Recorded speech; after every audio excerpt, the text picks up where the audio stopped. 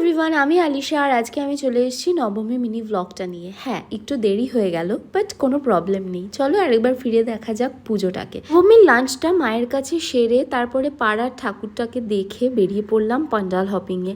আর সেদিনকে কিন্তু একদম কম মেকআপ করেছিলাম, কারণ বৃষ্টি হওয়ার একটা সম্ভাবনা ছিল।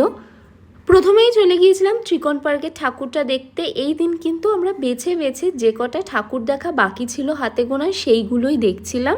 আসলে তৃতীয়া থেকে ঠাকুর দেখা শুরু করলে যা হয়, নবমী আস্তে আস্তে মোটামুটি সব ঠাকুরই দেখা হয়ে গিয়েছিল আর শরীরেও বিশেষ খুব একটা এনার্জি দিচ্ছিল না।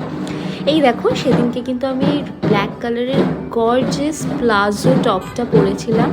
তো এটা কেমন লাগছে তোমাদের ডেফিনেটলি কিন্তু নিচে কমেন্ট করে জানাতে হবে।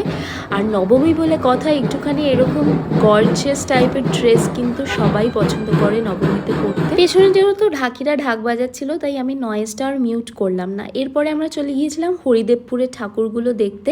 এটা কিন্তু আমরা বেহালার সাথে সাথেই কমপ্লিট করি, বাট এবছর কিন্তু সেটা আর করা হয়নি ডিউরিং দ্য রেইনফল।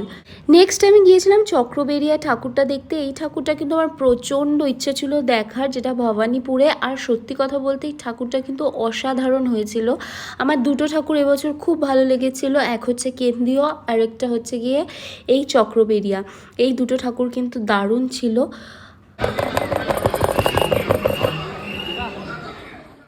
এই ঠাকুরটা দেখতে দেখতে আমাদের মনটা কিন্তু আস্তে আস্তে একটু খারাপ হয়ে গিয়েছিল। তার কারণ নবমীতে আমাদের সারা রাত দেখার কোনো প্ল্যান ছিল না, কারণ আগেই বললাম শরীরে সেই এনার্জিটাও ছিল না।